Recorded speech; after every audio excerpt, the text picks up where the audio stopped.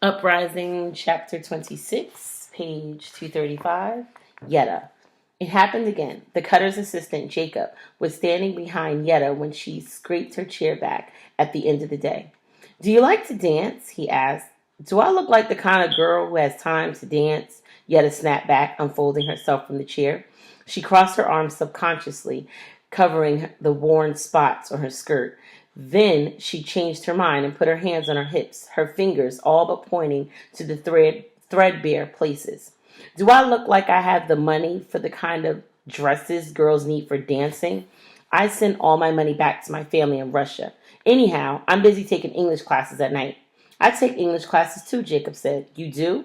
"Yes, but mine don't meet on Saturday nights," I thought. Maybe you could go dancing with me then." Yetta looked across the factory floor to the row of windows that lined the walls facing Green Street. The windows were open, letting in a gentle April breeze. Even in New York City, April smelled like flowers budding and leaves unfurling, and the green things spring back to life. The breeze had been teasing Yetta all day, calling her away from her machine, calling her to something that she desperately longed for, but couldn't have defined or described. Maybe it was dancing. "We could practice our English together," Jacob said. Yet it jerked her attention back to Jacob, just another arrogant cutter, even if he did have those maddening, handsome curls and honey-colored eyes.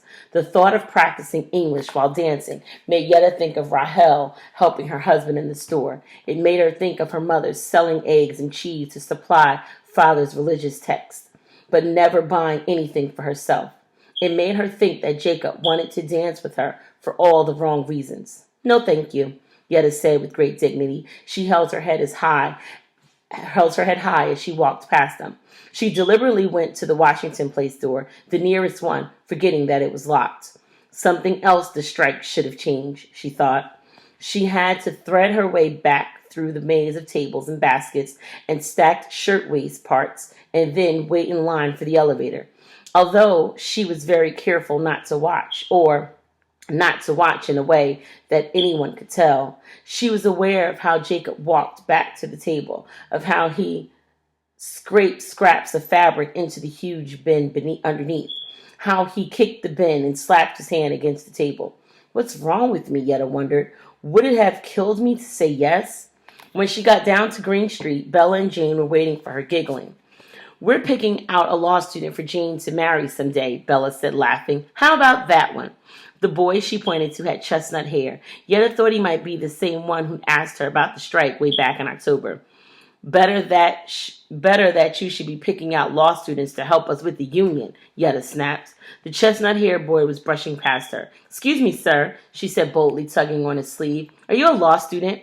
Yes," he said, startled. This was not the same student Yetta had talked to before.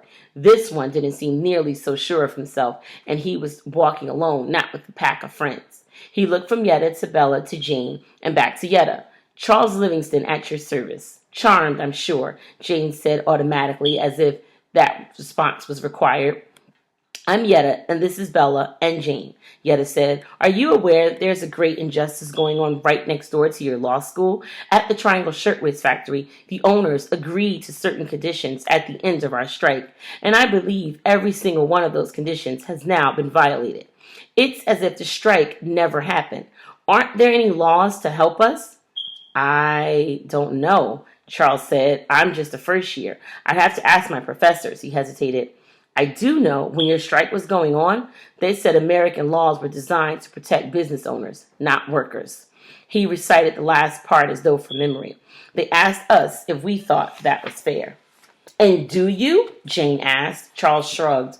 "What I do know, I'm only a first year. I'm only 18 years old." "I'm only 16, Yetta said. "And I know because I've lived it. It's not fair. It's not right." "Well, then you could vote." "Oops, sorry. Forgot I was talking to a girl." "You could tell your husband or your boyfriend to vote." "Forget it," Yetta said, stalking away. Bella and Jane caught up with her a few moments later. "I can't believe you did that," Bella said, giggling. "Just going up to a man like that, a total stranger, and talking to him." Talking? That was hangering. That was lecturing. That was incredible. Jane snorted. Though I must say, you probably just ruined your chances of ever marrying that law student. Yetta whirled on her friends. Why would you want to marry somebody who doesn't even know what he thinks about injustice? She asked. I suppose he'd be awfully malleable, Jane said thoughtfully. You could just convince him to think the way you do. You probably could tell him how to vote. But what if I want to vote all by myself? Cast my own ballot, Yetta said. Stand on my own 2 feet. It's like dancing. Why does a man always get to lead? She stamped her feet because that wasn't what she was trying to say. Why is the whole world stacked in favor of rich Christian men when God made me a poor Jewish girl? Maybe God thinks you're up for the challenge, Jane said quietly. Mr. Harris and Mr. Blanc are Jewish too, Bella pointed out. So that's not, oh, wait, dancing. Don't tell me. That Cutter actually asked you to dance, didn't he? You're going to. You're going, aren't you? You can borrow a hat from Sadie across the hall and... Never mind, Yetta said, stomping away from them. I thought you promised not to be grumpy anymore, Jane called after her. Yetta pretended not to notice. Fueled by indignation, she got back to the tenement building far ahead of Bella and Jane. The sidewalks were crowded as usual, so Yetta was practically inside the front door before she noticed a woman standing nearby. Yetta! A familiar voice called out. It was Rahel leaning against the railing. She reached out and gathered Yetta into her arms. Yetta almost gave in, almost let herself relax into her older sister's hug. Rahel had gained weight as a grocer's wife. She was very solid now. It would be such a relief for Yetta to spill everything to Rahel, to tell her about Jacob, inviting her to the dance, about feeling confused, about the way the April breeze seemed so determined to lure her away from the machine. Maybe Rahel would even quote something their mother used to say. You cannot dance at 2 weddings at the same time, meaning maybe Yetta was right to turn Jacob down. He was a distraction, except that was about weddings, and weddings were a sore subject between Yetta and Rahel. Yetta had barely danced at all at Rahel's wedding. She mostly sat there in stony silence. Now, Yetta held herself stiff and pulled away. It's been so long since you came to the store, Rahel complained. There's another store closer, Yetta said deliberately, misunderstanding. She knew Rahel wasn't just trying to drum up business. You remember what it's like when you work all day at the sewing machine. You don't want to walk an extra 2 blocks to get groceries. Rahel frowned and tilted her head to the side, regarding her sister sadly. Let's go sit on the fire escape, she said. Just you and me. I've got something to tell you. Did you hear me invite you in? Yetta wanted to say, but that would have been too rude. Rahel led the way up the stairs and through the apartment. She pulled a mattress out onto the fire escape to sit on, and soon they were both outside again, 3 stories above the street, their backs propped up against the wall, the breeze teasing at their hair. Rahel turned to Yetta, her eyes gleaming, and I'm going to have a baby. We're going to have a baby, Samuel and me. You're going to be an aunt. Of course, that was how these things happen. First the wedding, then the baby. Still, Yetta felt like she had the wind knocked out of her. A baby. Another way for Rahel to be different from Yetta. Mazel tov, Yetta said weakly. Rahel stared out over the street. Please tell me you're happy for me, she said quietly. Didn't I say mazel tov? Yetta asked. Didn't you hear me? You didn't sound like you meant it, Yetta shrugged. It's just... This happened so fast, didn't it? She picked at her threadbare patch on her skirt. I thought you wanted to save money to bring our family over from Russia. The baby won't be here until January, Rahel said. We're still saving money. But babies are expensive, Yetta said. They need clothes and food and more clothes because they grow so fast. You'll have this whole new family. And maybe you won't care anymore about mother or father or me, she wanted to say. But that would sound so childish and selfish. Yetta, I already have a whole new family. Ever since I married Samuel, Rahel said. That doesn't change anything about mother and father. She brushed her hair back from her eyes and squinted out over the street with its peddlers hawking wares and women buying food and children squeezing in one last moment of playtime before they went home to do their chores. One huge mass of living, breathing, teeming humanity. I never told you, she said. In the pogrom in Bialystok, I saw people buried alive. I saw people lighting other people on fire. This one girl, she might have been you or me. One minute she was just standing there in the window of her house. The next minute she was covered in flames, a human torch gone in a flash. This was the wrong story for a lovely afternoon, April afternoon, when Yetta had been invited to dance. Yetta clenched her teeth together and squeezed her eyes shut, shutting out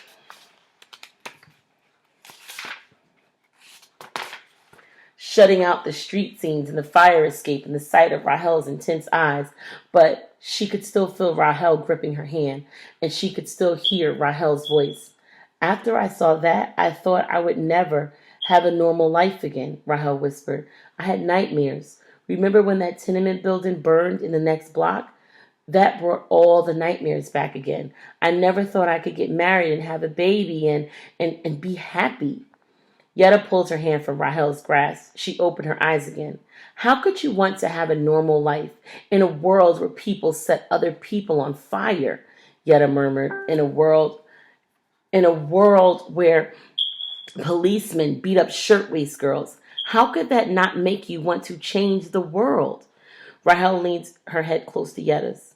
What was I supposed to do? She asked. Complain to the Cesar? Go to Washington and yell at President Taft? I'm a girl. Maybe having a baby is the best thing I can do to bring some happiness into this sad world. Yetta jerked away from Rahel because she didn't want Rahel to see that she was shaking. She slid back through the window. The tenement seemed so dim after the fire escape. The door opened, Bella and Jane bursting into the kitchen crying out, Yetta, where are you? Are you all right? I'm in here, Yetta called, trying to hold her voice steady. Rahel's going to have a baby. And then Bella and Jane were clustering around, saying all the things Yetta should have said. Such good news. How wonderful. Bella's eyes shone with joy, and she hugged Rahel the way Yetta should have. These are my friends, Yetta wanted to tell Rahel, closer than family. Can you give me credit for their congratulations, for their happiness on your behalf? Can you see that I wish I could react the way they do, so kindly, so unselfishly? It is just that I myself have too many wishes, all tangled together like long hair in a spring breeze. She saw the sorrow and regret in her sister's eyes. She saw it and did nothing. Yetta, Bella, and Jane had become very skilled at digging newspapers and magazines out of the trash so they could bring them home for reading lessons. Jane always read them first to see what would work best for Bella, who could now pick out small words like cat and rat, or for Yetta, who could puzzle out how to pronounce just about any word but had no idea what sentences like a commission has been formed to make a recommendation regarding these circumstances could possibly mean. Sometimes, if Jane found an interesting story, she'd read it out loud for all of them. They'd been captivated for several nights by the romantic tale in the Ladies' Home Journal, only to discover that the last page was missing. That's it? Jane cried, staring in dismay at the ragged edges of the torn-out page. That's all we get? Oh, you know what's going to happen? You know what was going to happen? Bella said comfortingly. Serena was going to marry Mr. Godfrey, and they were going to live happily ever after. Her eyes glowed in the lamplight. I love stories like that, don't you? Maybe Serena convinced Mr. Godfrey to use part of his fortune to set up a union shirtwaist shop, Yetta said, and everyone bought his shirtwaists, and all the evil shirtwaist factory owners who abused their workers went out of business, and Bella hit Yetta in the face with the pillow. Not now, she said. I'm trying to imagine how they would have described the final kiss. Maybe. He turned his smoldering eyes to her, and Yetta had pretended all along that she wasn't really that interested in the story, but she took the magazine from Jane and flipped through it, just to make sure that the missing page wasn't in there somewhere.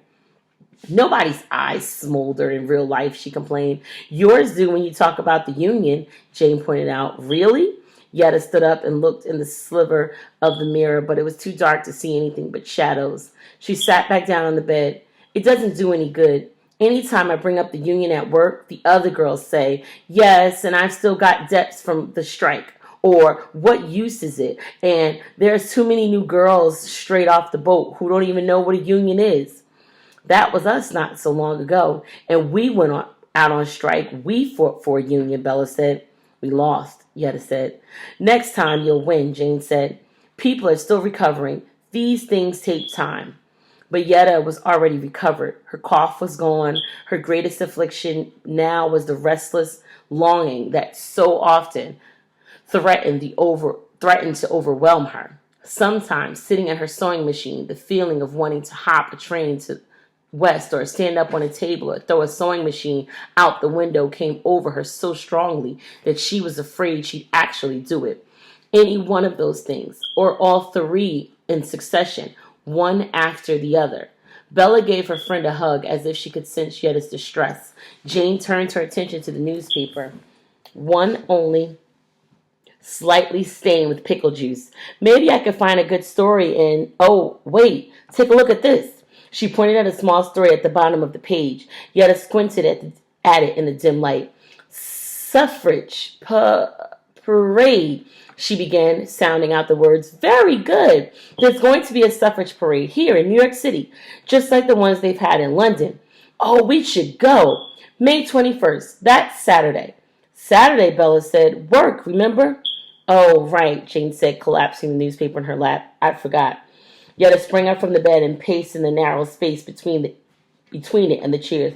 No. We should be able to do this, she said. It's the slow season, remember?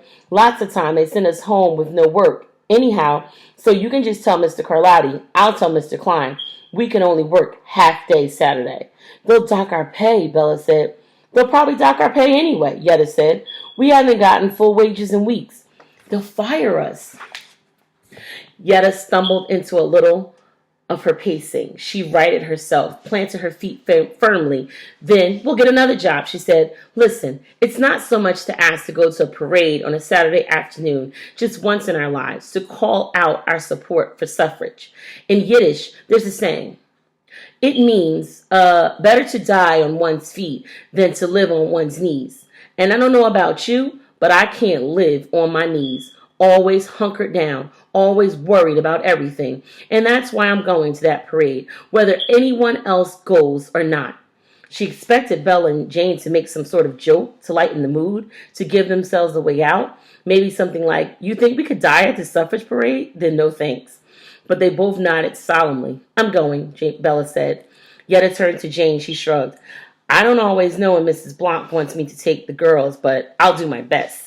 Saturday afternoon, sneaking out at lunchtime, Yetta and Bella felt like prison escapees. Mr. Klein and Mr. Carlotti had lectured them about taking their jobs seriously, about how many other girls would be happy for the work, about how lucky they were to all have their jobs this time of year.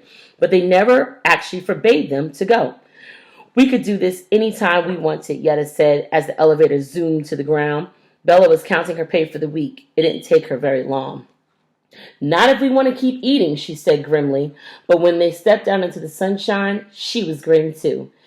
It was not hard to. Yetta felt so free and happy. Jane was waiting for them at the corner, and beside her, dressed in as much lace and as many frills as a china doll, was a little girl. I had to bring Harriet, Jane said, frowning apologetically. Bella instantly bit down to Harriet's level. Hello, Harriet. I'm Bella. How old are you? I'm this many, Harriet said, holding up 5 fingers. She placed her other hand on her head. And I'm this tall. While the little girl was distracted, Yetta leaned in close and whispered in Jane's ear, Won't you get in trouble if Mrs. Blanc finds out where you're taking her? Oh, no, Jane asked. Mrs. Blanc wants her daughters to be modern American girls. I've convinced her that suffrage is a part of that. I don't think she'll tell her husband. I just don't think she'll tell her husband. She should tell him to treat his workers better, too, Yetta said. A shadow crossed Jane's face.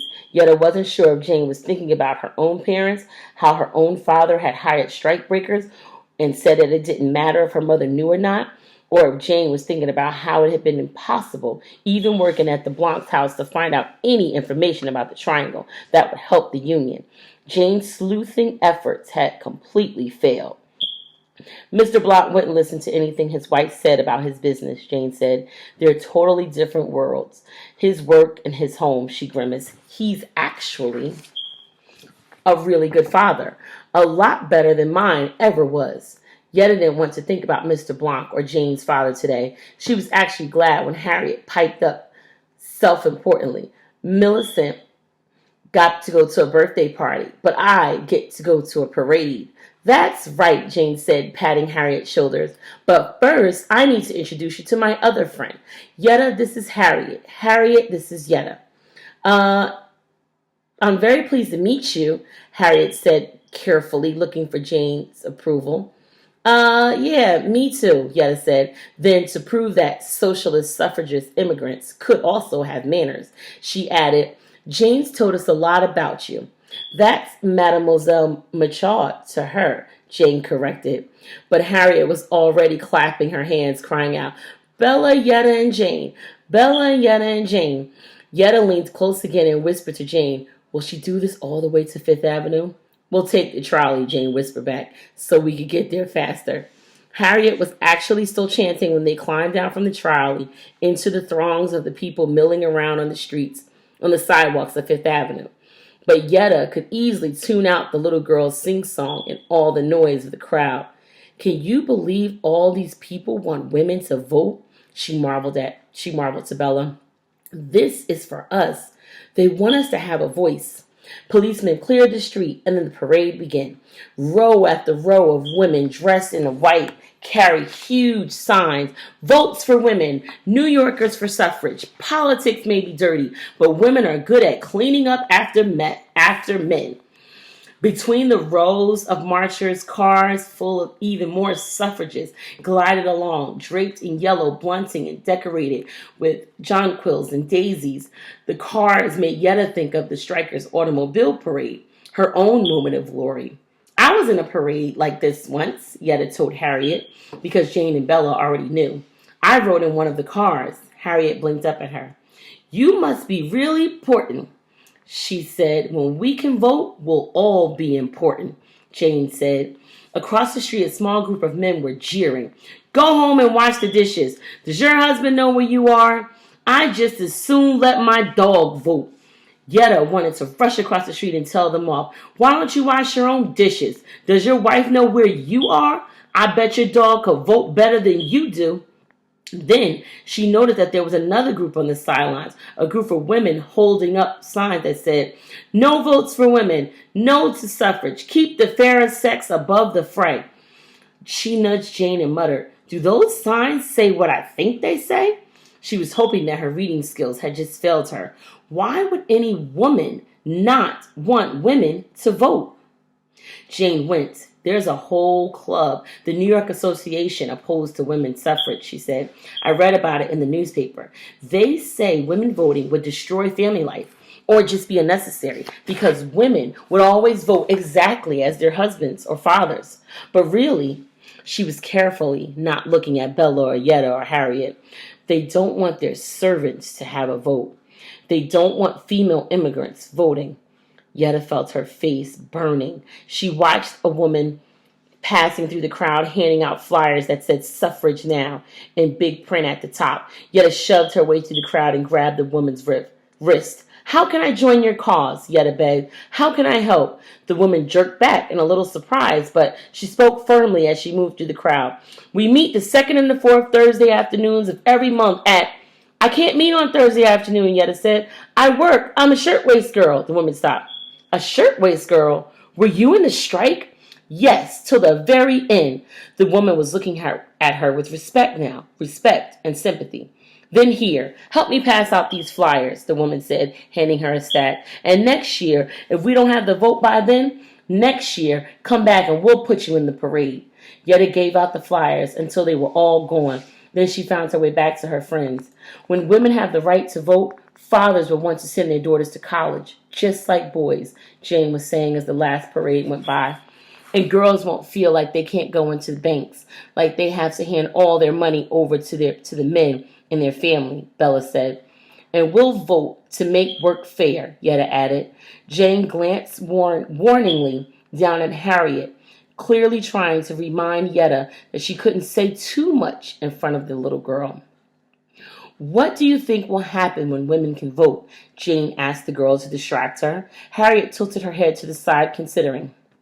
I'll get a pony for my birthday, she said, as if women getting to vote was just another way of saying wishing, and the pony will have wings, and I'll ride that pony up to the sun, and the sun will give me flowers. It's fun to daydream, isn't it? Bella said, smiling. But we're not just daydreaming, telling ourselves little fairy tales, playing little girl, let's pretend, Yetta reminded herself. Please, God, let it be true someday. Let someday we really will be able to vote. Someday Triangle will be a closed union shop. And someday I won't be so restless. Someday I'll be able to sit back and say, yes, everything worked out. Hope surged in Yetta for all those Sundays, which seemed so far off.